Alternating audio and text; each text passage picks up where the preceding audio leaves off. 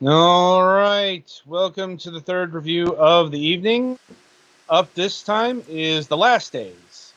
Can you defeat the enemy and save the Earth? An ancient enemy returns, and the fate of the world is in your hands when you play The Last Days. Learn about the mysteries of the Bermuda Triangle and discover clues left by advanced civilizations eons ago. You're long overdue for a vacation, so you head out to the Bahamas looking for the refreshment of the sun, sea, and sand. Your diving excursions reveal mysterious artifacts strangely out of place. Can you piece together the clues in time? Um, right, so this particular game is being covered by the Galax, um, and he's playing the Nintendo Switch version, much to his chagrin, I'm sure. I'd still probably would be better with a different method of control, but yes. So this game is a bit different from most of the Ocean games I've done. I don't think all of them, but most. Because this is them attempting to do an actual adventure game, basically. There are still hidden item puzzles, but there aren't even that many.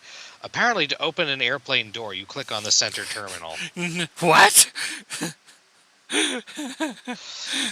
Uh, and then you fucking yeah. It's not arguably the worst thing about this. You have to click on something on the fucking brochure rack. I hate everything about this. Yes, the getting in and out of the plane thing, which you have to do several times, is always an arduous, like 3 or 4 step process. Like that oversized one in kind of the lower right side of the rack.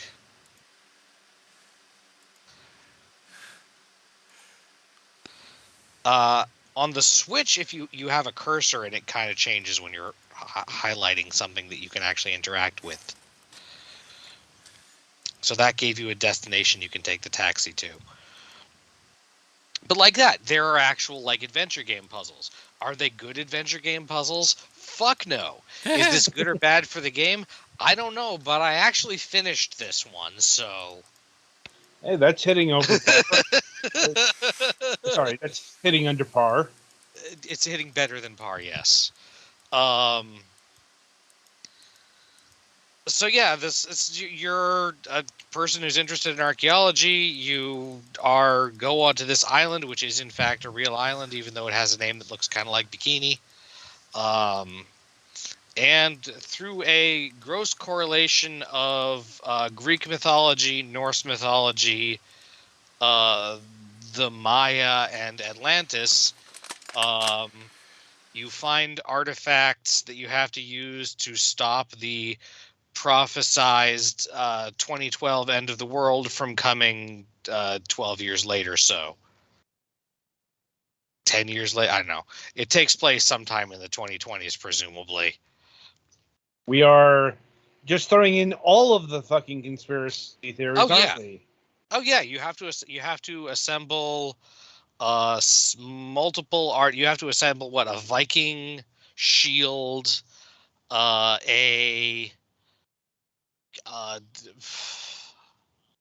I forget where the sword was from. I think a Maya sword and a Egyptian glass full of the Fountain of Youth water to create an anti-laser cannon shield in Egypt. That sentence made my head hurt. Yeah, if you're sensitive to cultural appropriation and like historical accuracy and shit, this game is something to avoid. I I'm like, definitely felt like there was some like, I'm not sure it's like culturally okay to be equating these things. well, they're all dead cultures, so Sort of. I guess the Norse gods are dead. Like Viking. there are still people who practice Norse religion. I'm like, yes, I'm sure the world is really worried and about offending. and Greek polytheism. But yes, Like, the Maya are probably the more relevant people to not necessarily equate their shit with stuff from other cultures or with ancient aliens people. right, but has that stopped anything before? Mm-hmm. No, I'm just saying that was raised a bit of a red flag for me. It wasn't even like the worst thing for me, but I wouldn't be the one who would be offended by that. So anyway, so yeah, it's really basic get item from place A to use in place B, at which point it disappears, even if it would be useful again later. Things, and they try to raise some drama late in the game with, oh no, the thing that holds the sky up that they equate with the Maya thing and with Atlas the Titan is attacking. But I had missed one of the artifacts, so I had time to get in my plane, fly to fucking fly back to Bimini, get the bottle of Spring of Youth water, and fly back to Egypt in the 5 minutes or in a couple of hours, whatever. So it's not actually urgent, but they're like actually attempting storytelling and stuff here, which I guess is nice. I don't know. The puzzles are really simple, but sometimes it's really easy to miss the thing you need to click on. Luckily, there is a hint function that usually works okay. Another thing to avoid this game for is if you hate sliding block puzzles, because there are like 5 of them. They start at the 3x3 ish or 4x4 ish, and get up to one that is like 5x5 or 6x6, and one that is like 12x2. In multiple different contexts. So if you don't know the method for solving those, you might have an annoyed time with this. The method for solving them, by the way, is to complete an edge, then complete an adjacent edge, and that reduces it to a smaller square. And go like that. And theoretically, unless you've done something weird, you should be able to solve the smaller square. That's about the only way to break it down into reasonable sizes without worrying about getting pieces stuck in unsolvable locations. Yeah. The music is not much. There are 4 different regions you go to by plane. Each of which has like, I think 2 to 4 sub areas that you can go to there. You always have to arrive at the airplane, leave the airplane, find brochures on the brochure rack, to figure out where to go, and then go different places. And once you find a hint, you usually have to go back to the museum or something to get information about it.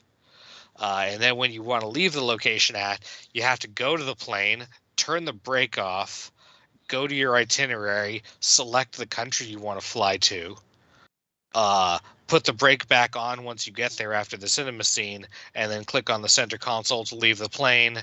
And then after you get something on the brochure rack in the room, leave the airport, which is about 4 more steps than that process needs.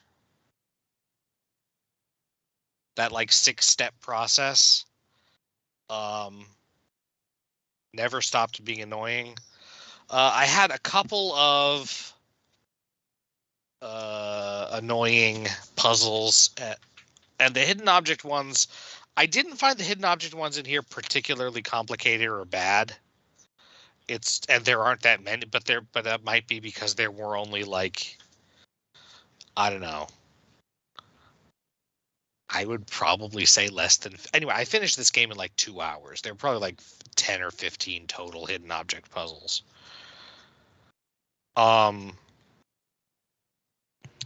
Cultural appropriateness aside, the story is at least kind of interesting. Like I said, the music is barely there. There is actually voice acting on the intro and the ending, but that's about it. Is there anything I'm missing? Don't think so. So yeah, I will rate this game a I actually finished it out of 10. Which, once again, that's Which is partly because it's short and I know how to solve the main puzzle it relies on, but partly because at least there's a story going on and you're not just, oh hey, sort through all these objects to find a thing for question mark reason. A couple of the early puzzles games that we did that had a bunch of hidden object puzzles had stories like this that were actually like substantial, like at least even with like for an adventure game, this has like barely any texts or flavor text or anything. So it's not a good adventure game, but at least is an adventure game. Mm-hmm. Which is better than just a series of hidden object puzzles connected by excuses. Okay. And as far as pricing goes, well, it's the standard rates. This is $9.99 on the Switch, and Big Fish dealy bobs apply here. $9.99. Unless it's your first purchase, then it's $2.99. I'd probably rather get it on sale. If only because, like I said, I finished it in about 2 hours. Duly noted. All right, so anything else? Then again, I guess $10 for 2 hours isn't that bad, so. No, I think that's it. I don't want this to sound like a bad review, but it's a kind of unenthusiastically good review, I guess. That is weird with one of these.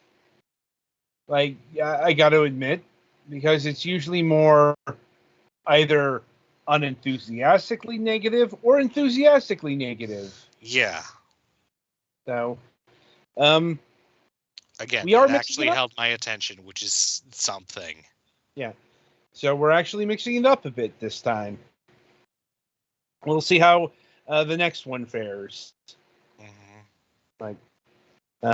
Anyway, so yeah, that'll about do it for the last days. Be sure to tune in after the break, as we'll be covering Get a Grip Chip and the Body Bug.